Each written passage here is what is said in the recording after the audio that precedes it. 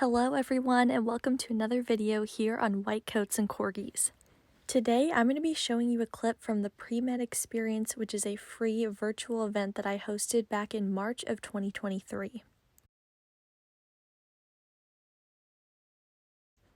Alright, let's go ahead and get started.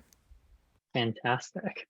And I think maybe we can switch gears a little bit. I saw this other question that I think is a good one that students are always thinking about.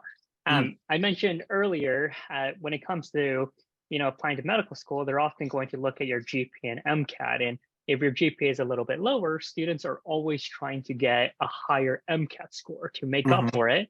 But another path that a lot of students will look into would be taking more classes. So this student is asking about post-bac programs or master's programs. So Ziggy, perhaps you can, give your thoughts on that.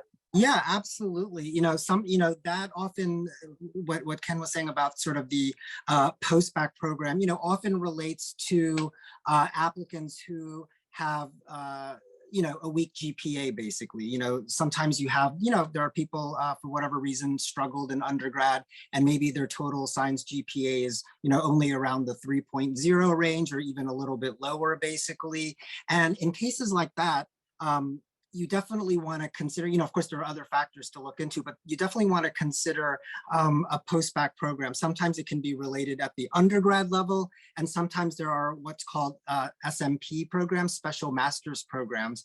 And the benefit of taking a master's program is that the GPA that you get there is calculated separately from your undergraduate GPA, because sometimes it can be a lot harder to raise it if you're only focused on the undergrad GPA, and especially true for people who have majored in a science, basically, because that's the majority of your courses. So if you take an SMP, that's separate. Now, so that is definitely, if your GPA is really low, basically, and you feel like there's no other way that you can, demonstrate your qualifications, definitely consider that. But, and the other positive thing is, oftentimes such programs support you in other ways too, maybe with other experiences, even sometimes MCAT support. So that's something to consider too. Now, on the flip side of that, though, is if you do such a program, you really have to make sure that you get like a top GPA there, basically, because if you take that, if you do this SMP and then your GPA is not very good, that really kind of sinks the whole ship. It really demonstrates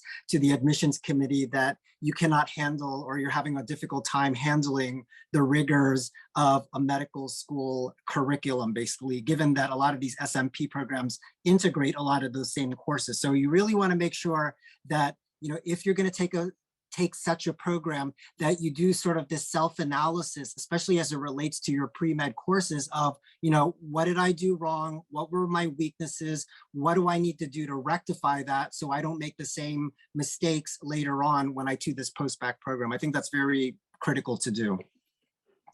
I completely agree. And just speaking from experience working with some students that have been in post-bac programs or SMP programs, while studying for the MCAT, it can be pretty intense, right? For some of these programs, they have the students take the same classes as the first year medical students affiliated with that program. So it's really to try to show that these students, if they can do well in first year medical school classes, they would be good candidates for really any medical school.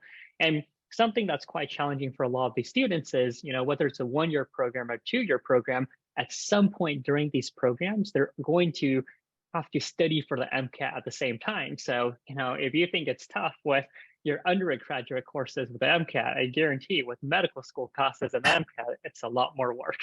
Yes, definitely.